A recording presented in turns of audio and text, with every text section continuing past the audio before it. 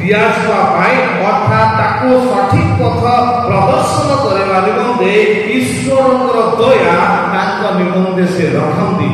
जो व्यक्ति जेकोसी प्रकार पापरे से जड़ित थिला जेतेबेले से स्वीकार करबा निमंते आग बढ़े से समय ईश्वर को स्वतंत्र दया ताको पथ कढ़ाए जद्वारा से ईश्वर को निकट में स्वीकार करबा निमंते और निज को से प्रकार समर्पण करबारे। तेणु ए एक पदरु तार 5 पद मध्यरे जो समस्त सारांश विषय को आपमान को मध्य रखली विस्तारित भावना में आलोचना करबा पय जिबा।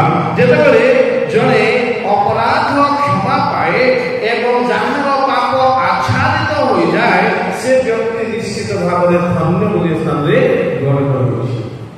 अनेक समय गोटे सक्सेसफुल व्यक्ति को निमंते धन्य शब्दटा आसे। आम लोक जड़े किसी गोटे उन्नत मार्ग गला ता जीवन धन्य तार समस्त कार्य धन्य विभिन्न प्रकार उपादान दिया जाए।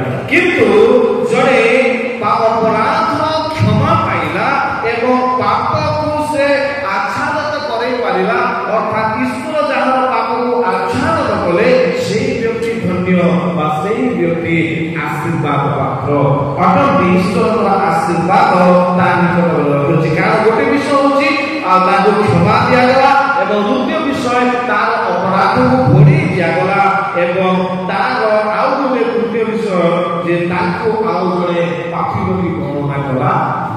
से अधार्मिक थिले से पापी थिले तार पाप को क्षमा करा गला तार अधर्म को घोड़े दिया गला एवं ताको पापी बोली गणना आउरी करा गला नाही। एटा होछि जड़े विश्वास निमंते गोटे आनंदर उत्सव होइबो। कारण ताहा ता निमंते आनंदर दिन रहिबो जो दिन से पाप क्षमार अनुभूति पाइबो। जेतेबेले प्रभु ताको क्षमा करिवे केवल ताको तार अधर्म को आरोप करिवे ना अर्थात ताको पापी बोली गणना करिवे ना। एही प्रकार मुहूर्त जदि जड़े व्यक्ति जीवन में आसुछि ताहले से तार आनंद को व्यक्त करि पारे। बाकी जीवन मध्य आनंद लोके तो निजर व्यक्तिगत जीवन में किसी गोटे इंसिडेंट को आनंद हो पारते किंतु प्रकृत आनंद समस्त प्राचुर्य पाइला पर लोक माने खोजन। जो मानकर यथेष्ट संपत्ति रही अछि अभाव नाही सेमानक जीवन मध्य वस्त्र अभाव नाही खाद्य अभाव नाही किबा बासगृहर अभाव नाही सेमानक जीवन में शांति अन्वेषण से कर बुलती से माने आनंद पाइबा निमंते से माने इच्छा करथांती। आमे भाबो जो मान पाखे अपर्याप्त खाद्य अछि किबा धन संपत्ति अछि से आनंदित रहुछि बोले हम भाबी पारो ताहा कदापि नहो।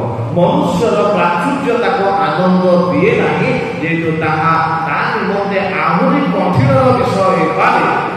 धन बढ़िले कहलो भक्ता माने मत बढ़ते बोली वाक्य प्रकाश बढ़िबो भक्ता माने भी बढ़िबे न थिबा लोक मध्य संग साथी हेबे न जानि थिबा लोक मध्य तागरे भक्ता माने निहाती भाବରେ बस एवं जानि तेबे आनंद सेही समय आसे जेतेबेले जने व्यक्ति को पाप क्षमा करा जाय एवं तार अपराध को घोड़ी दिया जाय एवं ताकू संपूर्ण भाବରେ आरोप विहीन करा जाय अर्थात ताको आउ थरे जने अपराधी बोली गणित करा जाय नाही केवल आउ थरे ताको पापी बोली घोषणा करा जाय नाही। तेणु ए विषय को साधु पाउल मध्य ताकरी रोमियो पत्र 4 अध्याय 6-8 पद मध्यरे से मध्य कोट करी कहନ୍ତି जे जाहर अपराध क्षमा माने जा पाप क्षमा अपराध बात आनी से धन्य बोली प्रकाश करती के पढ़िबे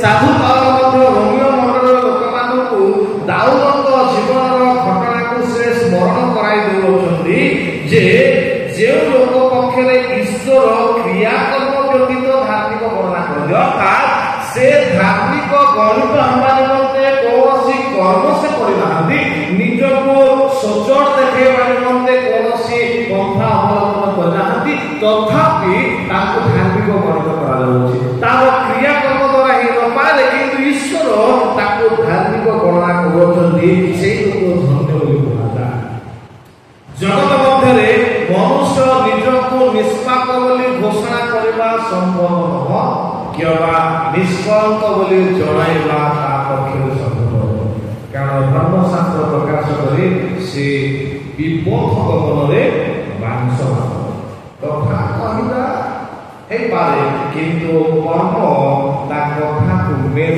खाए तेणु जगतर मनुष्य को ईश्वर जानी अछंती से विपथ गमनरे मांस मात्र जेहेतु तार बेनिफिट थिले ही से कार्य करिवो बिना बेनिफिट रे मनुष्य कौन कार्य करे तेणु मनुष्य को तार कर्म तार कौन विषय क्रिया को न आने ताहा व्यतीत बोले खाऊ ताको छाड़ी जेतेबेले परमेश्वर सेही व्यक्तिଙ୍କର पापକୁ क्षमा करिवे तार अधर्म को आच्छादन करिवे एवं तार पापको गणना करिवे नै आरोप करिवे नै केवल गणना करिवे मार्जना कहले कोन साधु पाप प्रति आच्छादन बा घोड़े देबा अर्थात पाप अछि ताथरे केवल घोड़े दिया जाय अछि से व्यक्ति धन्य जेतेबेले से पाप कलंक को ईश्वर पर क्षमा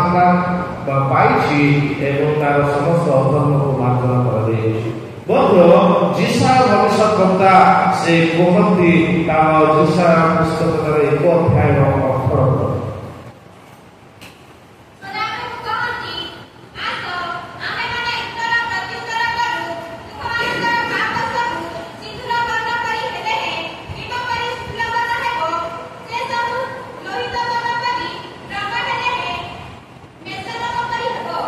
देखो स्थान में गोटे व्यक्ति को निमंते ईश्वरंकर कांसेप्ट स्थान में से सीधा कहती ताको जीवन मध्य रे मनुष्य मानकर जीवन मध्य कौन अछि बोले स्थान लिखा जा मनुष्य मानकर जीवन मध्य रे पाप अछि तार रंग मध्य सिंदूर वर्ण बोली वर्णना करा जाय अछि अर्थात मनुष्य मानकर जीवन रे धार्मिकतार वासस्थली हेबा एते सहज विषय नुह सेति पाई परमेश्वर केतेक बोली स्थान रे उल्लेख करू नाहंती जे से स्थान रे तुंभ मानकर एहा पूरा प्लुराल फॉर्म रे पढ़ा जायछि अर्थात आ प्लुराल फॉर्म बोले कहले बहु वचन तुंभ मानकर बोली कहले ईश्वर को छाड़ी बाकी समस्त को ताहा इंगित आम मानकर कहले यदि ईश्वर कहि थांते ताहेले ईश्वर को मिसेई कि आम मानकर ही थांता किंतु से कहले तुंभ मानकर अर्थात second person third person plural के कथा कहउछ तेरो तुंभ मानकर पाप सब they have iniquity and sin in their life निश्चित भाव में समान जीवन मध्य अपराध रही अछि निश्चित भाव में समान जीवन मध्य पाप रही अछि एवं तार पाप को वर्णना करती परमेश्वर जैसा भविष्यवक्ता द्वारा सिंदूर वर्ण बोली कहला अर्थात चेंज हे से मानकर जीवनर चरित्र परिवर्तित हो जाय अछि ताहा हिम पथिबा कथा किंतु तार कलर चेंज हो जाय अछि ईश्वर का दृष्टि रे सिंदूर वर्ण हो अछि तेणु ताको हिम परि शुक्ल करा जीवार प्रतिज्ञा स्थान रे प्रकाश करूछथि परमेश्वर तुम मानकर पाप सब सिंदूर वर्ण परि हेले हे हिम परि शुक्ल वर्ण हेबो से सब लोहित वर्ण परि रंग हेले हे मेष लोक परि सेमानकर जीवन मध्य जो प्रकार हेले हे ताकू से परिवर्तन निश्चित भाव में करेंगे एवं ताकू शुद्ध करेंगे कारण सेमानक जीवन मध्य शुद्धता से ताकू शुद्ध करने ताकू पवित्र करने जेहेतु सेमानकर व्यवहारिक जीवन ईश्वर दृष्टि परिवर्तित होइछि तार जो रंग रहिबा कथा से रंग से रखि पारि नाही ମଳିନ ହେଇଅଛି ତା ଜୀବନ, ତେଣୁ ତାକୁ ଶୁକ୍ଳ କରିବାର ପ୍ରତିଜ୍ଞା କରୁଅଛନ୍ତି। ଏହା ଈଶ୍ୱରଙ୍କ ଦ୍ୱାରା ହିଁ ସାଧିତ ହେଇପାରିବ, ଏହା ନିଜେ ନିଜ ପାଇଁ ସେ କରିପାରିବ ନାହିଁ। ଅର୍ଥାତ୍ ସେ ଯୋଉ କର୍ମ କରୁଅଛି ତାର କର୍ମ ହିଁ ତାକୁ ସିନ୍ଦୁର ବର୍ଣ୍ଣର ରୂପ ଦେଉଥିବାରୁ ତାକୁ ହିମ କରିବା ପାଇଁ ସକ୍ଷମ ନାହିଁ, ଯେହେତୁ ତାର କର୍ମରେ କେବଳ ସିନ୍ଦୁର ବର୍ଣ୍ଣ ହିଁ ହେଇପାରିବ, ଶୁକ୍ଳ କରିବା ପାଇଁ ତେଣୁ ସେ ନିଜର କ୍ରିୟାକର୍ମ ଦ୍ୱାରା ସେ ଶୁକ୍ଳ ହେଇପାରିବ ନାହିଁ, ଯେହେତୁ ତାର କ୍ରିୟାକର୍ମ ତାକୁ ସିନ୍ଦୁର ବର୍ଣ୍ଣ କରିଦେଇଅଛି। ତେଣୁ ସେ ତାର କ୍ରିୟାକର୍ମ ଦ୍ୱାରା ପୁନର୍ବାର ସେ ହିମ କରି ହେଇପାରିବ ନାହିଁ। ତେଣୁ ଈଶ୍ୱର ସେ ତାକୁ ହିମ କରିବା ପାଇଁ ପ୍ରତିଜ୍ଞା କରୁଅଛନ୍ତି। ଈଶ୍ୱର ତାକୁ ଶୁକ୍ଳ ବର୍ଣ୍ଣ କରିବା ପାଇଁ ସେ ପ୍ରତିଜ୍ଞା କରୁଅଛନ୍ତି ଏବଂ ଈଶ୍ୱର ତାହା କରିବେ। ତେବେ ନିଶ୍ଚିତ ଭାବରେ ଜଣେ ବ୍ୟକ୍ତି ଆନନ୍ଦିତ ହେବା ଦରକାର। ଯେତେବେଳେ ତା ଜୀବନ ମଧ୍ୟରେ କ୍ଷମତା ବାହାରେ ସେ କିଛି କାର୍ଯ୍ୟ କରିବ ପାରୁଥିବା ବିଷୟକୁ ଜଣଙ୍କ ଦ୍ୱାରା ଯଦି କରାଯାଉଅଛି ତାହେଲେ ଆନନ୍ଦ ସୁନିଶ୍ଚିତ ଭାବରେ ଦେଖାଯିବ। ତାହା ଆମମାନେ ବୁଝିବା ନିହାତି ଆବଶ୍ୟକ। ମିଖା ପୁସ୍ତକ ତାର 7 ଅଧ୍ୟାୟର 8-19 ଯଦି ପଢ଼ନ୍ତୁ ସେ ସ୍ଥାନରେ ମଧ୍ୟ ମିଖା ଭବିଷ୍ୟଦ୍ବକ୍ତା ପ୍ରକାଶ କରୁଛି।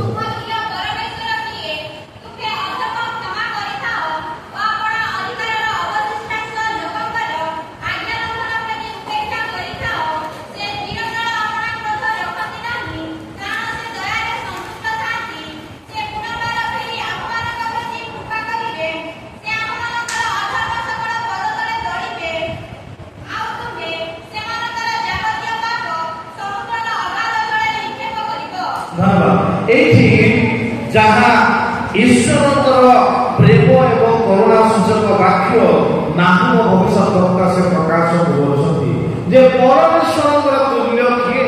ମନୁଷ୍ୟ ନିଜକୁ ପରିବର୍ତ୍ତନ କରି ଈଶ୍ୱରଙ୍କ ଦୃଷ୍ଟିରେ ପାପୀ ବୋଲି ଗଣିତ ହେଇଗଲା ପରେ ସେଇ ପାପରୁ ସେଇ ଅଧର୍ମରୁ ତାକୁ କ୍ଷମା କରିବା ପାଇଁ ସେ ନିତାନ୍ତ ଭାବରେ ଇଚ୍ଛା ପ୍ରକାଶ କରିଥାନ୍ତି। ତେଣୁ এই স্থানে নাহুম ভবিষ্যদ্বক্তা কুহନ୍ତି যে তুমি অধর্ম ক্ষমা କରିଥାଅ, আপনা ଅଧିକାରର ଅବଶିଷ୍ଟାଂଶ ଲୋକମାନଙ୍କର ଆଜ୍ଞା ଲଙ୍ଘନ ପ୍ରତି ଉପେକ୍ଷା କରିଥାଅ। ସେ ଚିରକାଳ ଆପଣା ଗୃହ ରଖନ୍ତି ନାହିଁ, କାରଣ ସେ ଦୟାରେ ସନ୍ତୁଷ୍ଟ ରୁହନ୍ତି। ଅର୍ଥାତ୍ ମନୁଷ୍ୟ ନିମନ୍ତେ ଈଶ୍ୱରଙ୍କର ଦୟା ଥିବା ସକାଶେ ମନୁଷ୍ୟମାନଙ୍କ ପାଇଁ ତାଙ୍କ ଦୟା କାର୍ଯ୍ୟ କରୁଥିବାରୁ ସେମାନଙ୍କର ଆଜ୍ଞା ଲଙ୍ଘନ ପ୍ରତି ସେ ଉପେକ୍ଷା କରିଥାନ୍ତି। ମନୁଷ୍ୟମାନେ ଆଜ୍ଞା ଲଙ୍ଘନ କରିବା ପାଇଁ ବେଶ ବାରଣ, ଯୋଉ ବିଷୟ ନ କରିବା ପାଇଁ କୁହାଯାଏ ସେ ବିଷୟ ହିଁ ମନୁଷ୍ୟ କରିଥାନ୍ତି। ସେଇଥିପାଇଁ ମୁଁ ଥରେ କହୁଥିଲି ବୋଧେ ବାକ୍ୟରେ ଈଶ୍ୱର ନିଜେ ନିଜକୁ ଚୁକ୍ତି ଅବ୍ରାହମଙ୍କ ସହିତ ଆପଣମାନେ ସମସ୍ତଙ୍କର ମନେ ଥିବ ଯେତେବେଳେ ସେ ଆଉ ବଳିନୈବେଦ୍ୟ ଉତ୍ସବ କଲେ ସେ ସମୟରେ ସେ ଟିକେ ଧୂଳାଇ ପଡ଼ିଥିଲେ। ତାପରେ ଗୋଟେ ଅବସ୍ଥାରେ 400 ବର୍ଷ ସେମାନଙ୍କ ନିମନ୍ତେ ଦାସତ୍ୱ ବନ୍ଧନ ଆସିଥିଲା, କିନ୍ତୁ ସେଇ ଯୋଉ ଚୁକ୍ତି ବିଷୟ 2 ଖଣ୍ଡ ପଶୁମାନଙ୍କ ମଧ୍ୟରେ କେବଳ ଈଶ୍ୱର ହିଁ ଚୁକ୍ତି ପ୍ରଦାନ କରିଥିଲେ। ନିଜେ ନିଜ ପାଇଁ ଈଶ୍ୱର ଚୁକ୍ତି କରିଥିଲେ, ଯେହେତୁ ମନୁଷ୍ୟ ଉପରେ ତାଙ୍କର ଭରସା ନଥିଲା। ସେଥିପାଇଁ ଯିଶା ଭବିଷ୍ୟଦ୍ବକ୍ତାଙ୍କ ପୁସ୍ତକ 53 ଅଧ୍ୟାୟର 1 ପଦରୁ ଯାହା ବର୍ଣ୍ଣନା କରାଯାଏ, ଆମେ ବିପଥ କଲୁ, ଆମେ ପାପ କଲୁ, କିନ୍ତୁ ଆମମାନଙ୍କର ଅପରାଧର ଦଣ୍ଡ ସେ ତାଙ୍କ ଉପରେ ପକାଏ। ମାନେ ସେ ନିଜେ ନିଜ ପାଇଁ ଚୁକ୍ତି କଲେ, ଯେହେତୁ ମନୁଷ୍ୟ ବିଶ୍ୱାସ ବିଶ୍ୱସ୍ତ ବ୍ୟକ୍ତି ବୋଲିକି ସେ ଜାଣିଥିଲେ, ଅବିଶ୍ୱାସ ବ୍ୟକ୍ତି ବୋଲି ଜାଣିଥିଲେ, ସେ ବିଶ୍ୱସ୍ତ ବୋଲି କେବେ ତାକୁ ତୁଳନା କରି ସେଥିପାଇଁ ନିଜେ ନିଜ ପାଇଁ ଚୁକ୍ତି କରିଥିଲେ ଯେ ତୁମେ ଅପରାଧ କଲେ ମଧ୍ୟ ସେ ଅପରାଧ କରନ୍ତୁ। ଏହା ଈଶ୍ୱର ନିଜେ ନିଜ ପାଇଁ ଚୁକ୍ତି କରିଥିଲେ ଏବଂ ତାର ପରିଣାମେ ସେମାନେ ଅପରାଧ କଲେ ମଧ୍ୟ, ସେମାନେ ପାପ କଲେ ମଧ୍ୟ, ସେମାନେ ଆଜ୍ଞା ଲଙ୍ଘନ କଲେ ମଧ୍ୟ ସେମାନଙ୍କୁ ଉଦ୍ଧାର କରିବା ପାଇଁ, ସେମାନଙ୍କୁ ରକ୍ଷା କରିବା ପାଇଁ, ସେମାନଙ୍କ ନିମନ୍ତେ ସେମାନଙ୍କର ପାପ ସମୟ ଯେତେ ଥିଲେ ମଧ୍ୟ ଦୟାରେ ସନ୍ତୁଷ୍ଟ ହେଇ क्रोध से न रखी मनुष्य मानकर आज्ञा लंघन विषय प्रति से उपेक्षा करे से समस्त अधर्म को क्षमा करथांती तेणु से पुनर्बार से फेरिबे और कृपा करे इस्राएल लोक से समय से गोटे आशांतरा मोह वाक्य प्रदान करा जाउछि पुनर्बार ईश्वर सेମାନଙ୍କ प्रति फेरिबे सेମାନଙ୍କୁ उद्धार करिवे सेମାନଙ୍କର अधर्म सकल समस्त पदरे दଳି पकाइबे एवं जाबतीय पाप जहाँ सेमाने करछन्ति अगाध जଳରେ समस्त निक्षेप करिवे किंतु सेମାନଙ୍କ द्वारा संभव नुह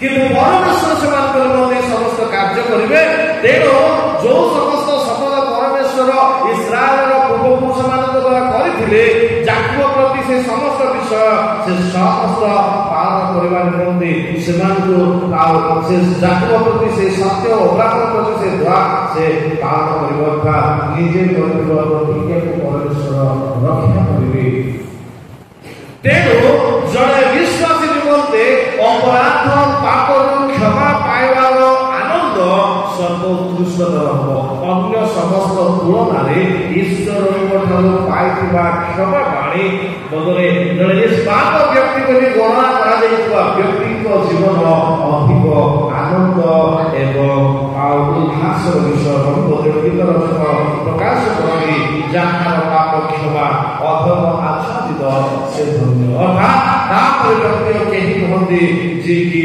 ଅପରାଧ ସବୁ କ୍ଷମା ପାଇଛି ଏବଂ ପାପ ସବୁ ଯାହା ଆଚ୍ଛାଦିତ ହୋଇଅଛି ସେ ନିଶ୍ଚିତ ଭାବରେ ଧନ୍ୟ ଦ୍ୱିତୀୟ ବିଷୟ ତାର 3 ଏବଂ 4 ପଦ ବର୍ଣ୍ଣନା କରେ ଅର୍ଥାତ୍ ଯେତେବେଳେ ପାପକୁ ସ୍ୱୀକାର କରାଯାଏ ନାହିଁ ତାର ଗୋଟିଏ ବୋଝ ରହିଯାଏ ନା ସେ ବୋଝ ତା ଜୀବନ ମଧ୍ୟରେ ରହିଥାଏ ତେଣୁ ଗୀତର କହନ୍ତି ଯେ ଦିନ ଯାକ ସେ ଆତ୍ମତ୍ୟାଗ କରିବା ଦ୍ୱାରା ଅସ୍ଥି ସବୁ କ୍ଷୟ ପାଇଲା ଦିବାରାତ୍ର ଈଶ୍ୱରଙ୍କର ହସ୍ତ ତାଙ୍କ ଉପରେ ଭାରିଥିଲା ଏବଂ ତାହାଙ୍କର ଜୀବନ ମଧ୍ୟରେ ଗ୍ରୀଷ୍ମକାଳୀନ ସୁସ୍ଥତା ଦେଖାଯାଇଥିଲା ତାହା ସେ ପ୍ରକାଶ କରେ ଯେତେବେଳେ ଈଶ୍ୱରଙ୍କର ଆଉ ହସ୍ତ ତାଙ୍କ ଉପରକୁ ଆସିଲା ତାଙ୍କର ଅପରାଧ ଯେତେବେଳେ ଆସିଲା ସେ ସମୟରେ ସେ ଏହି ପ୍ରକାର ଜଟିଳ ପରିସ୍ଥିତି ମଧ୍ୟରେ ଗମନ କଲେ ଯାହା ଦ୍ୱାରା ସେ ନିଜକୁ ଅସହାୟ ମନେ କରିଅଛନ୍ତି uncomfortable feeling he was having in that ମାନେ ସେହି ସମୟ ମାନଙ୍କ ମଧ୍ୟରେ ଏ ପ୍ରକାର ଗୋଟେ ବୋଝ ରହିଯାଇଅଛି ତାହା ସ୍ୱୀକାର କରିବା ନିମନ୍ତେ ବାଧ୍ୟ ଯଦି ସେ ସ୍ୱୀକାର ନ କଲେ ଦିନକୁ ଦିନ ତାହାର କ୍ଷତି ଘଟି ଚାଲିଛି ଏବଂ ଦିନକୁ ଦିନ ସେ ନିଜକୁ ନ୍ୟୁନ କରି ବିନାଶ ଆଡ଼କୁ ନେଇଯାଉଅଛନ୍ତି ତେଣୁ ଗୀତର ଦାଉଦ ଏ ବିଷୟକୁ ଆଧାର କରି 38 ଗୀତ ସଂହିତା 3ରୁ ଟିକେ ଯଦି ଆମେ କହିବା ସେ ସ୍ଥାନରେ ଆଉ ଗୋଟେ ବିଷୟ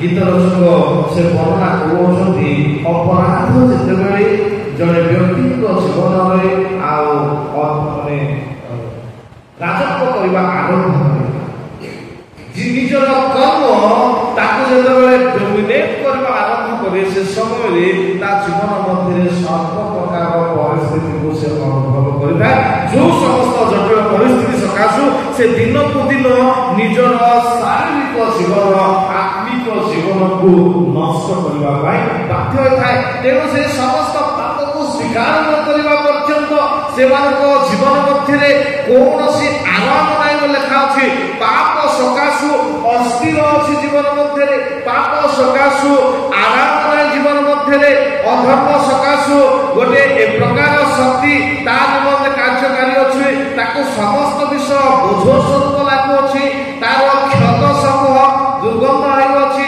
विकृत होइछि व्यथित होइछि मध्य अवनत हो जाउछि अर्थात पाप केते बड़ ଡୋମିନେଟ୍ କରୁଅଛି, ଜଣେ ବ୍ୟକ୍ତିକୁ ଏ ପ୍ରକାର କର୍ତ୍ତୃତ୍ୱ କରିବା ଆରମ୍ଭ କରୁଅଛି, ଦିନକୁ ଦିନ ବିନାଶ ଆଡ଼କୁ ଟାଣି ନେଇଯିବ।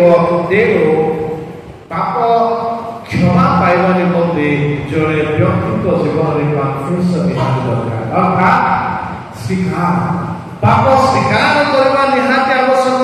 ତାହା ଯେତେ ଦିନ ପର୍ଯ୍ୟନ୍ତ ହୃଦୟ ମଧ୍ୟରେ ରହିବ ତାହା ବୋଝ ସଦୃଶ ହେବ, ଦୁର୍ଗନ୍ଧ ସଦୃଶ ହେବ, ଅବନତ କରିବ, କ୍ଷୀଣ କରିବ ଏବଂ କୌଣସି ସ୍ୱାସ୍ଥ୍ୟ ତା ପାଖରେ ରହିବ ନାହିଁ, ଶୋକରେ ରହିବ, ବ୍ୟଥିତ ରହିବ ଏବଂ ଜ୍ୱାଳାରେ ରହିବ।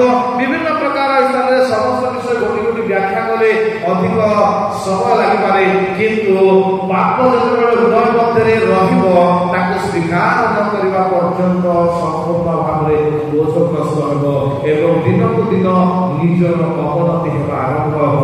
ଏଥିରେ କୌଣସି ପ୍ରକାର ସ୍ୱାସ୍ଥ୍ୟ ଦେଖାଯିବ ନାହିଁ, ବରଂ ସବୁ କ୍ଷେତ୍ରରେ କ୍ଷତିର ବିଷୟ ଏବଂ ସମସ୍ତ ଅସ୍ୱାସ୍ଥ୍ୟକର କ୍ଷତିକର ବିଷୟ ଜୀବନ ମଧ୍ୟରେ ଦେଖା ନିଶ୍ଚିତ ଭାବରେ ରହିବ। ତେଣୁ ଆଉ ହିତୋପଦେଶ ତାର 28 ଅଧ୍ୟାୟର 13 ପଦରେ କୁହାଯାଏ, ଯୋଉ ଲୋକ ଅଧର୍ମ ଆଚ୍ଛାଦନ କରେ ସେ କେବେ ହେଲେ ମଧ୍ୟ ଦୟା ପାଇପାରେ ଟିକେ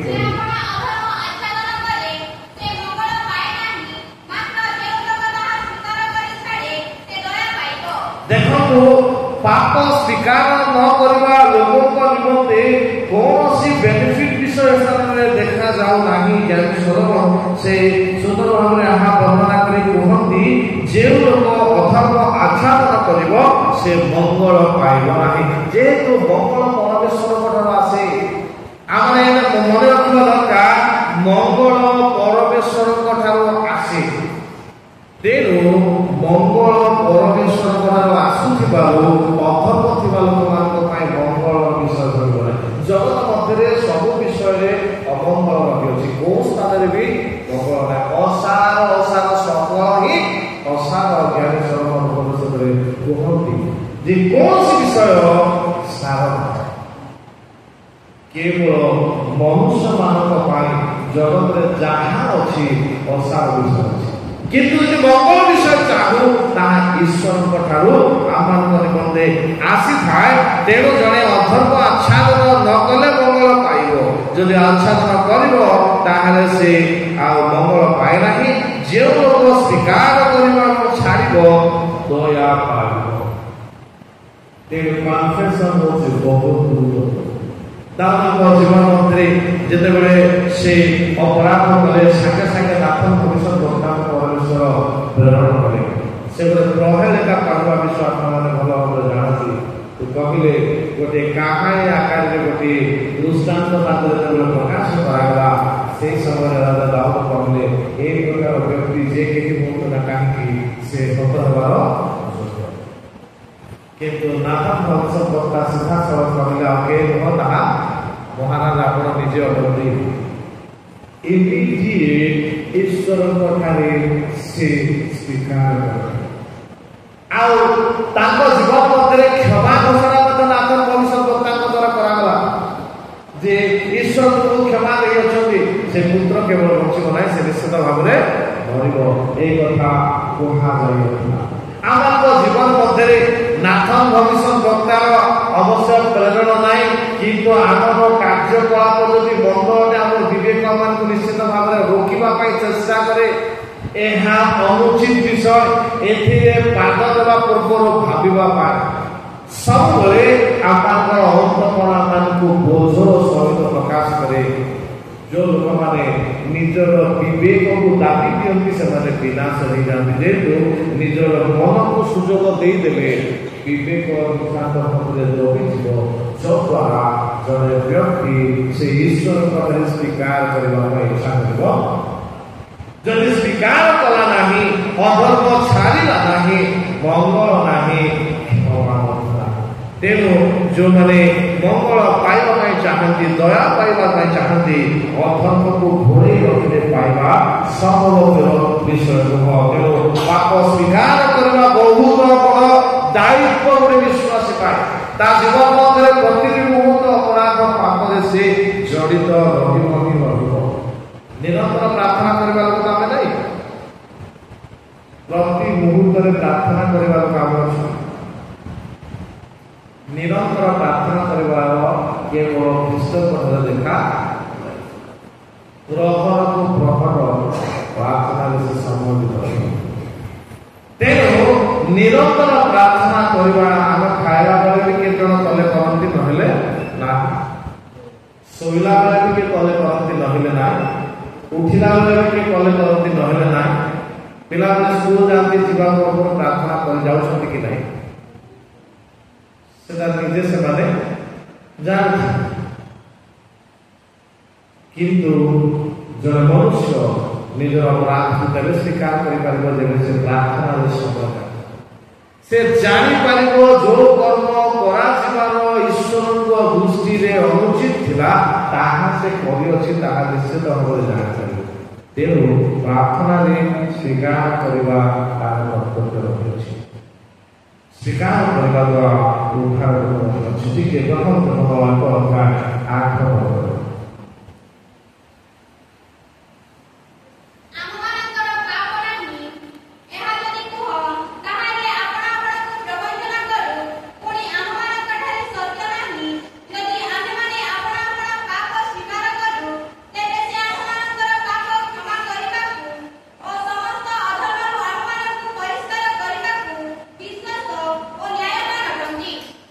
ପାପ କ୍ଷମା ମାଗିବା ଲୋକମାନଙ୍କ ନିମନ୍ତେ କ୍ଷମା କରିବା ବ୍ୟକ୍ତି ହେଉଛନ୍ତି ଫେଥଫୁଲ ବ୍ୟକ୍ତି, ମାନେ ସେ ଜଣେ ବିଶ୍ୱସ୍ତ ବ୍ୟକ୍ତି ଅଟନ୍ତି।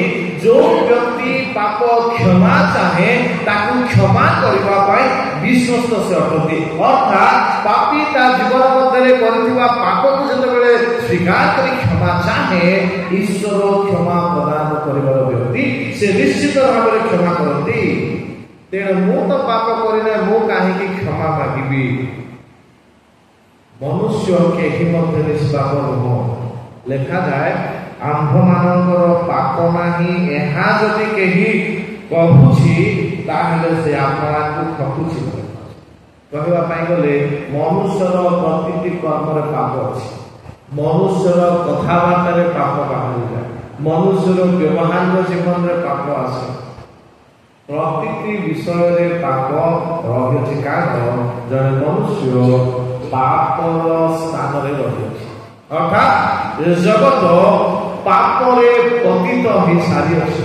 ଜଗତ ଉଦ୍ଧାର ପର୍ଯ୍ୟନ୍ତ ହେଇନାହିଁ। ଯେଉଁମାନେ ପାପପୂର୍ଣ୍ଣ ଜଗତରେ ରହିଅଛନ୍ତି ଈଶ୍ୱରଙ୍କର ଧାର୍ମିକତାରେ ଆଗକୁ ବଢ଼ିବା ଅତୀବ କଷ୍ଟକର, ଯେବେ ପର୍ଯ୍ୟନ୍ତ କୃଷ୍ଣଙ୍କର ପଦଚିହ୍ନ ଧାରଣ କରା ନ ଚାଲିଛି। କୃଷ୍ଣଙ୍କ ପଦଚିହ୍ନ ଧାରଣ ନ କଲେ ଜଗତକୁ ଜୟ କରିବା ଏତେ ସହଜ ବିଷୟ ନୁହଁ। କାରଣ ଯେତେ ବଡ଼ ବ୍ୟକ୍ତି ହେଲେ ମଧ୍ୟ ଈଶ୍ୱରଙ୍କ ଦୃଷ୍ଟିରେ ନିତାନ୍ତ ପାପୀ ବୋଲି ବର୍ଣ୍ଣନା କରାଯାଏ। ତାର କ୍ରିୟାକର୍ମରୁ ସେ ପାପୀ ବୋଲି ଜଣାଯାଏ ଏବଂ ତା ଉତ୍ତରରୁ ମଧ୍ୟ ସେ ପାପୀ ବୋଲି ଜଣାଯାଏ। ତେଣୁ ଗୀତ ରଚକ ଦାଉଦ କାବ୍ୟ ଗୀତରେ କୁହନ୍ତି, ପାପରେ ମୋ ମାତା ମୋତେ ଗର୍ଭଧାରଣ।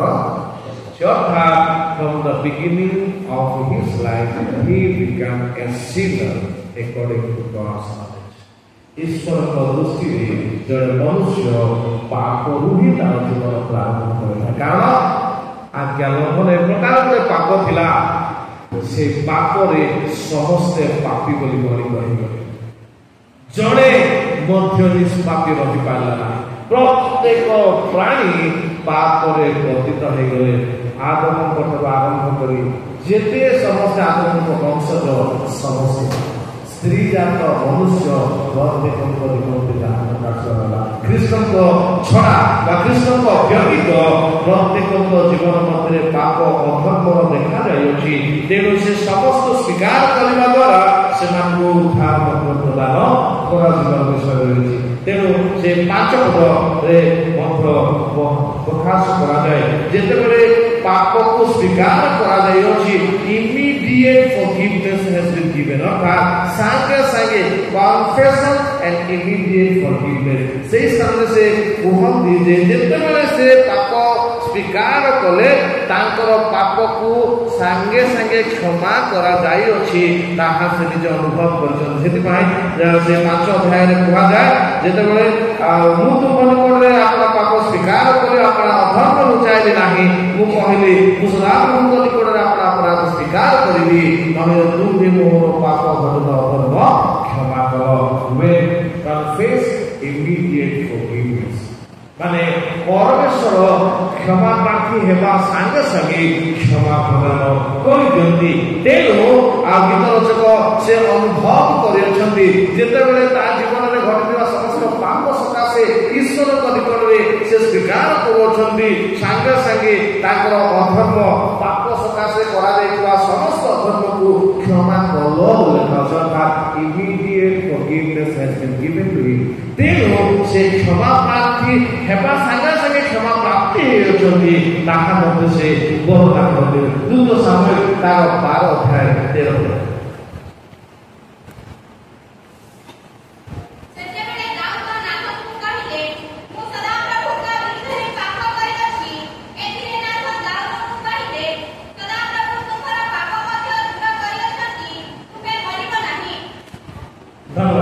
ଦେଖନ୍ତୁ ଏ ସ୍ଥାନରେ ଇମିଡିଏଟ ସେ କ୍ଷମା ପ୍ରାର୍ଥୀ ହେବା ସାଙ୍ଗେ ସାଙ୍ଗେ ତାଙ୍କ ନିକଟରେ କ୍ଷମାର ବାର୍ତ୍ତା ମଧ୍ୟ ପହଞ୍ଚି ଯାଉଅଛି। ସେ ଯେତେବେଳେ କହୁଅଛନ୍ତି ନାଥନଙ୍କୁ ମୁଁ ସଦାପ୍ରଭୁଙ୍କ ବିରୁଦ୍ଧରେ ପାପ କରିଅଛି, ଆଉ ଏହି ସମୟରେ ନାଥନ ଦାଉଦଙ୍କୁ କହିଲେ ସଦାପ୍ରଭୁ ତୁମଙ୍କର ପାପ ମଧ୍ୟ ଦୂର କରିଅଛନ୍ତି, ତୁମ୍ଭେ ମରିବ ନାହିଁ। ତଥାପି ଏହି କର୍ମ ଦ୍ୱାରା ନିନ୍ଦା କରିବା ପାଇଁ ସଦାପ୍ରଭୁଙ୍କ ଶତ୍ରୁମାନଙ୍କୁ ତୁମେ ନିତାନ୍ତ ସୁଯୋଗ ଦେଇଅଛ। ଏହି ତୁମର ଏ ଯେଉଁ ସନ୍ତାନ ଜନ୍ମିଛି ସେ ନିଶ୍ଚୟ ଅର୍ଥାତ୍ ସ୍ୱୀକାର ଏ ପ୍ରକାର ଗୋଟେ ପାୱାରଫୁଲ ବିଷୟ ଈଶ୍ୱରଙ୍କ ସମ୍ମୁଖକୁ ଗଲେ ସାଙ୍ଗେ ସାଙ୍ଗେ କ୍ଷମା ପ୍ରଦାନ କରାଯାଏ। ତେଣୁ ଅଧର୍ମ ମନୁଷ୍ୟମାନଙ୍କର ଯାହା ବି ଥିଲେ ଯେତେବେଳେ ସେମାନେ ସ୍ୱୀକାର କରନ୍ତି ପ୍ରଭୁ କ୍ଷମା କରନ୍ତି, କିନ୍ତୁ ଅନୁଗ୍ରହ ପ୍ରଚୁର କହି ଆମେ ଯେ ପାପରେ ଥିବା ତାହା କେବେ ନ ହେଉ।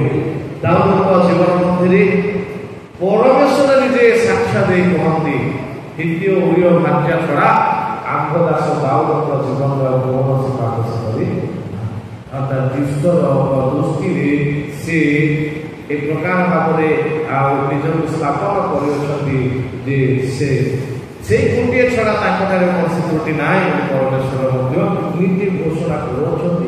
ତେଣୁ ଈଶ୍ୱରଙ୍କ ମଧ୍ୟରେ ଯଦି ଜଣେ ବ୍ୟକ୍ତି ନିଜର ଜୀବନ ଅତିବାହିତ କରୁଛି, ଫାର୍ଷ୍ଟ ଟାଇମ୍ ଯାହା ହେଇଗଲା, ସେକେଣ୍ଡ ଟାଇମ୍କୁ ଦୋହରାଇବା ଆମମାନଙ୍କର ବହୁତ ବିପଜ୍ଜନକ ପରିସ୍ଥିତି ଆସିବ। ଏବେ କିଛି ଜଣାପଡ଼ିବ ନାହିଁ, ବା ଇଟ୍ କଜେସ୍ ଫ୍ୟୁଚର। ଯେହେତୁ ଈଶ୍ୱର ଚତୁର୍ଥ ପୁରୁଷ ପର୍ଯ୍ୟନ୍ତ ସେ ଦୟାକାରୀ ପରମେଶ୍ୱର ଅଟନ୍ତି, କିନ୍ତୁ ସହସ୍ର ପୁରୁଷ ପର୍ଯ୍ୟନ୍ତ ଦଣ୍ଡଦାତା ସେ ତାହା ମାନେ କେବେ ନ ଭୁଲୁ। କାରଣ ଯଦି ଆମମାନଙ୍କ ଜୀବନ ମଧ୍ୟରେ ଈଶ୍ୱରକୁ ପ୍ରାଧାନ୍ୟ ଦେଉ ତାହେଲେ ଈଶ୍ୱର ଆମମାନଙ୍କର ଜୀବନର ସମସ୍ତ ପାପର ମାର୍ଜନା କରିବେ। ଯିଶାୟା 55 ଅଧ୍ୟାୟ 7।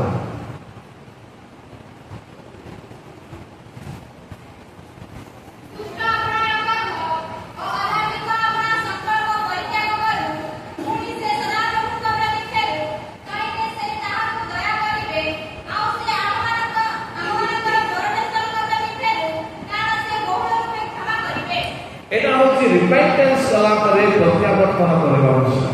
ମାନେ ଆଉ ଥରେ ଦ୍ୱିତୀୟ ଥର ଚାନ୍ସ ଆଉ ଦେବାକୁ ହେଇପାରିବ ନାହିଁ।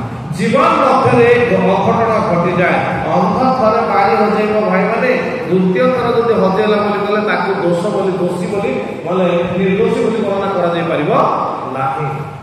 ଲାଇଫର ପ୍ରଥମ ଥର ଯେହେତୁ ଅନ୍ଧ ବାଡ଼ି ବିନା ଚାଲିପାରିବ ନାହିଁ, ଯଦି ଥରେ ହଜେଇ ଦେଲା ଦ୍ୱିତୀୟ ଥର ସେ କେବେ ତାକୁ ଛାଡ଼ିବ ତାକୁ ଘରେ ରଖିବ। କାରଣ ସେ ବାଡ଼ି ତାର ସାହାରା, ସେ ବାଡ଼ି ନଥିଲେ ସେ ପଥ ପାର ହୋଇ ଯାଇପାରିବ।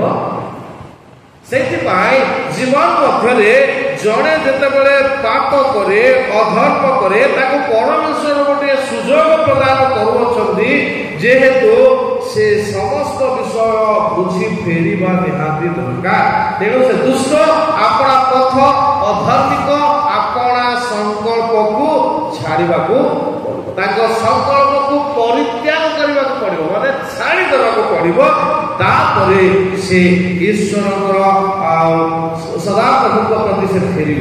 ପ୍ରଥମେ ଛାଡ଼ିବ ଏବଂ ଦ୍ୱିତୀୟରେ ସେ ଫେରିବ। ସଂକଳ୍ପ ତାର ଜୀବନ ମଧ୍ୟରେ ଯୋଜନା ସମୂହ ଯାହା ଅଧର୍ମ ନିମନ୍ତେ ଉସୁକାଇ ଥାଏ ତାକୁ ଛାଡ଼ିବାକୁ ହେବ। ଦୁଷ୍ଟତାର ପଥକୁ ଛାଡ଼ିବାକୁ ହବ, ପ୍ରଭୁଙ୍କ ପ୍ରତି ଫେରିବାକୁ ହବ। ତାପରେ ତାକୁ ଦୟା କରାଯିବ। ଆଉ ପରମେଶ୍ୱରଙ୍କ ପ୍ରତି ଫେରିଲେ ବହୁଳ ରୂପରେ ସେ କ୍ଷମା। ତାର ଉଦାହରଣ ସ୍ୱରୂପ ଯୀଶୁ ଜଗନ୍ନାଥ ସମୟରେ ଅପବ୍ୟୟ ପୁତ୍ର ଏବଂ ଆଉ ତାଙ୍କ ଫେରିବା ବିଷୟରେ ସେ କହିଥିଲେ ଯେ ଜଣେ ପୁତ୍ର ଅପବ୍ୟୟ କଲା, ଘରୁ ଚାଲିଗଲା, ସେ ସର୍ବସ୍ୱ ହରା ହେଲା, ପୁନର୍ବାର ଫେରି ଆସିଲା। ତା ନିମନ୍ତେ ଉଦ୍ଧାରର କାର୍ଯ୍ୟ କରାଯିବା ବିଷୟ ଦେଖାଗଲା। ବସ୍ତ୍ର, ମୁଦ୍ରିକା, ପାଦୁକା ଦିଆଗଲା। ଏକ ହୃଷ୍ଟପୁଷ୍ଟ ଗୋବଛ ବଦ୍ଧ କରି ତା ନିମନ୍ତେ ଆଉ ଏକ ଭୋଜର ଆୟୋଜନ କରାଗଲା, ଆନନ୍ଦ ନୃତ୍ୟ କରାଗଲା, କାରଣ ସେ ଫେରିଥିଲା। ଈଶ୍ୱରଙ୍କ ଠାରେ ଫେରି ଆସିଥିବା ବ୍ୟକ୍ତିମାନଙ୍କର ମୂଲ୍ୟ ବହୁତ। ଥିବା ଲୋକର ମୂଲ୍ୟ ଅପେକ୍ଷା ଫେରି ଆସିବା ଲୋକର ମୂଲ୍ୟ ବହୁତ। କାରଣ ସେ ପୁସ୍ତକରେ ଲେଖାଯାଏ, ଘରେ ଆଉ ଗୋଟେ ପୁଅ ଥିଲା, କ୍ଷେତକୁ ଯାଇଥିଲା। ଯେତେବେଳେ ଏ ସମସ୍ତ କୋଳାହଳର ଶବ୍ଦ ଶୁଭିଲା ତାକୁ, ସେ ଯାଇ ଗୋଟେ ଦାସକୁ ପଚାରିଲା, ଘରକୁ ବି ଯାଉ କଣ ଚାଲିଛି, ତୁମ ଭାଇ ଫେରିଛନ୍ତି, ତା ପାଇଁ ଗୋଟେ ହୃଷ୍ଟପୁଷ୍ଟ ମରା ଯାଇଛି, ଆଉ ତୁମ ବାପା ଆନନ୍ଦରେ ସମସ୍ତଙ୍କ ସହିତ ହେଇଗଲ। ସେ କଣ କରେ, ମୁଁ ଆଉ ଭିତରକୁ ଯିବି ନାହିଁ। ତାର ବାପା କଣ କହିଲା, ମୋ ସାଙ୍ଗମାନଙ୍କ ସହିତ ଗୋଟେ ଛେଳି ଛୁଆ ମଧ୍ୟ ମତେ ତୁ ଦେଇନଥିଲୁ, ଦିନ ରାତି ମୁଁ ମୋ ପାଇଁ ପରିଶ୍ରମ କରି ଖଟିଛି। କିନ୍ତୁ ତା ବାପା କହିଲେ, ଏ ମରି ଯାଇଥିଲା ବଞ୍ଚିଲା, ବଞ୍ଚି ଯାଇଥିଲା ମିଳିଲା, ତା ନିମନ୍ତେ ଏ ଆୟୋଜନ ଯଥାର୍ଥ। ତ ସବୁ ଅଛି, ଏସବୁ କର, କିନ୍ତୁ ତା ପାଇଁ ଏହା ଯଥାର୍ଥ। ଈଶ୍ୱରଙ୍କ ଦୃଷ୍ଟିରେ ଫେରି ଆସିଥିବା ବ୍ୟକ୍ତିର ମୂଲ୍ୟ ବହୁତ ମୂଲ୍ୟ। ତେଣୁ ଫେରିବା ପ୍ରତ୍ୟେକଙ୍କ ନିମନ୍ତେ ଏକ ଗୁରୁତ୍ୱପୂର୍ଣ୍ଣ କାର୍ଯ୍ୟ ହେବା ଦରକାର। ଯେହେତୁ ପାପ କ୍ଷମା କରାଯାଇଅଛି, ତେଣୁ ସେ ଫେରିବା ଏବଂ ଈଶ୍ୱରଙ୍କ ନିକଟକୁ ଆସିବା ତାର କର୍ତ୍ତବ୍ୟ। ଶେଷ ପଦ ଆମେ ପରିଶେଷ କରିବା ଲୁକର ସମାଚାର ତାର 15-18 ପଦରୁ 24 ପଦ ପଢ଼ିବା ଆବଶ୍ୟକ ନାହିଁ। ସେ ତାହା ଅଲରେଡ଼ି ଆପଣମାନଙ୍କୁ ପ୍ରକାଶ କରି ସାରିଛି ଯେ ଯେତେବେଳେ ସେ ଆଉ ଅପବ୍ୟୟ ପୁତ୍ର ଫେରି ଆସୁଅଛି, ତାଙ୍କ ନିମନ୍ତେ ଆୟୋଜନ କରିବାର ଯଥାର୍ଥ ଥିଲା ବୋଲି କୁହାଯାଏ। ଆଉ ଶେଷ ପଦ ଟିକେ 15 ଅଧ୍ୟାୟର ତାର 24 ପଦ ଟିକେ ପଢ଼ିବେ।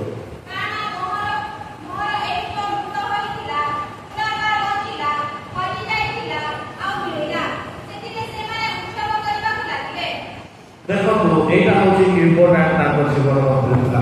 ପରମେଶ୍ୱରଙ୍କ ଜୀବନ ମଧ୍ୟରେ ଏହା ଗୁରୁତ୍ୱପୂର୍ଣ୍ଣ। ପ୍ରଥମ ବିଷୟ ମନେ ରଖିବା ତାଙ୍କ ଜୀବନ ମଧ୍ୟରେ ଏଇ ଯୋଉ 1 ପଦରୁ 5 ପଦ ମଧ୍ୟରେ ଗୀତରଚକ ଦାଉଦ ବର୍ଣ୍ଣନା କରନ୍ତି ଯେ ଜଣେ ପାପ କ୍ଷମା ପ୍ରାପ୍ତ ବ୍ୟକ୍ତିଙ୍କର ଆନନ୍ଦର ଆଉ ଯୋଉ ମହତ୍ଵ ରହିଅଛି, ନିଶ୍ଚାନ୍ତ ଭାବରେ ସେ ସକଳ ପାପରୁ ଆଉ ସେ ଅଧର୍ମରୁ କ୍ଷମା ପାଇଛନ୍ତି, ପାପ ଆଚ୍ଛାଦିତ ହୋଇଛି, ସେଥିପାଇଁ ସେ ନିଶ୍ଚିତ ଭାବରେ ଆନନ୍ଦ କରିବ।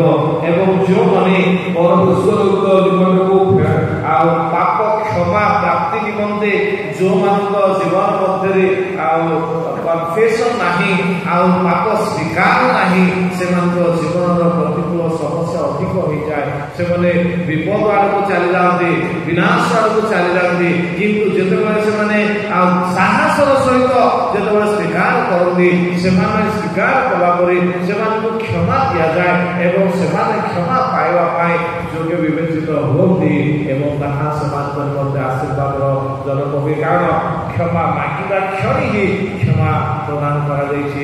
ଅପବ୍ୟ ପୁତ୍ର ମଧ୍ୟ ବାପାଙ୍କୁ ସେଇ କଥା କହିଥିଲେ, ମୁଁ ଆଉ ତୁମର ପୁଅ ହେବାର ଯୋଗ୍ୟ ନାହିଁ, ମତେ ଗୋଟିଏ ମୂଲ୍ୟା କରି ଘରେ ନିଜକୁ ସମ୍ପୂର୍ଣ୍ଣ ଭାବରେ ନ୍ୟୁନ କଲେ, ନମ୍ର କଲେ, ସ୍ୱୀକାର କଲେ, ତୁମ ବିରୁଦ୍ଧରେ ଈଶ୍ୱରଙ୍କ ବିରୁଦ୍ଧରେ ପାପ କରିଅଛି, ମୁଁ ଆମର ପୁତ୍ର ବୋଲି ଡକାଯିବାର ଯୋଗ୍ୟ। ପ୍ରିୟ ପ୍ରଭୁଙ୍କ ଲୋକମାନେ, ସ୍ୱୀକାରରେ ଏତେ ବଡ଼ ଶକ୍ତି ଅଛି ଯାହା ଈଶ୍ୱରଙ୍କର ସମସ୍ତ ଅନୁଗ୍ରହ ଆଶୀର୍ବାଦ ନିମନ୍ତେ ପ୍ରଚୁର ଭାବରେ ପ୍ରଦାନ କରିବେ। ତେଣୁ ଦାଉଦଙ୍କ ଜୀବନ ମଧ୍ୟରେ ଏହି ଗୀତ ସଂହିତା ଏକ ପାପ ସ୍ୱୀକାର, ପାପ କ୍ଷମାର ଏବଂ ଈଶ୍ୱରଙ୍କର ଦୟା ପାଇବାର ଗୀତ ବୋଲି ବର୍ଣ୍ଣନା କରାଯାଏ। ଆଉ ଅନ୍ୟ ଯୋଉ 6 ପଦର ଅଛି ତାହାର ଆଉ ସାରାଂଶ ଟିକେ ଭିନ୍ନ ରହିଅଛି, କିନ୍ତୁ ଏଇ ଯୋଉ 5 ପଦ ପର୍ଯ୍ୟନ୍ତ ଈଶ୍ୱର ପାପୀ ମନୁଷ୍ୟର ପାପକୁ କ୍ଷମା କରିବେ ଯେତେବେଳେ ସେ ପାପ ସ୍ୱୀକାର କରି ତାଙ୍କ ନିକଟକୁ ଫେରିବେ। ସ୍ୱୀକାର କରିଦେଲେ ଯଥେଷ୍ଟ ନୁହଁ, ଛାଡ଼ିବେ ଏବଂ ପ୍ରତ୍ୟାବର୍ତ୍ତନ କରିବେ। ତହିଁରେ ସେ ନିତାନ୍ତ ବଞ୍ଚିବ ଏବଂ ଈଶ୍ୱରଙ୍କର ସନ୍ତାନ ବୋଲି ନିଶ୍ଚିତ ଭାବରେ ସେ ଗଣିପାରିବ। କାରଣ ତାର ସମସ୍ତ କର୍ମ ତାକୁ ସମ୍ପୂର୍ଣ୍ଣ ଭାବରେ ସିନ୍ଦୁର ବର୍ଣ୍ଣ କରିଅଛି, ତାକୁ ହିମ କରି ଲୋହିତ ବର୍ଣ୍ଣ କରିଅଛି ତାକୁ। ଆଉ ସିନ୍ଦୁରକୁ ଶୁଭ୍ର କରାଯିବ, ଲୋହିତ ବର୍ଣ୍ଣକୁ ହିମ କରି କରାଯିବ। ଏହି ପ୍ରତିଜ୍ଞା ପରମେଶ୍ୱର ଦିଅନ୍ତି। ତେଣୁ ଆମମାନଙ୍କ ଜୀବନର ପ୍ରତିଟି ବିଷୟର ପାପ ଅଧର୍ମ ଯାହା ଜଣାପରେ ଅଜଣାତାରେ ଆମେ କରୁ ତାହା ସ୍ୱୀକାର କରିବା ଦରକାର।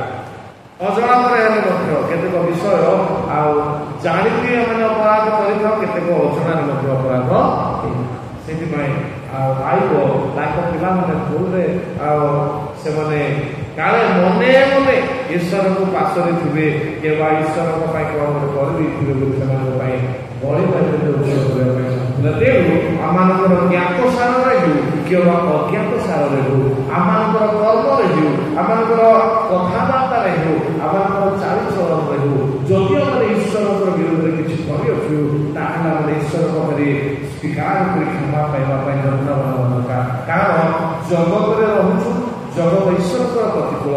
ତେଣୁ ମନୁଷ୍ୟ ଜଗତରେ ଈଶ୍ୱରଙ୍କର ପ୍ରତିକୂଳ ଜଗତରେ ରହୁଥିବା ଯୋଗୁଁ ଈଶ୍ୱରଙ୍କ ସହିତରେ ରହିବା ନିହାତି ଆବଶ୍ୟକ।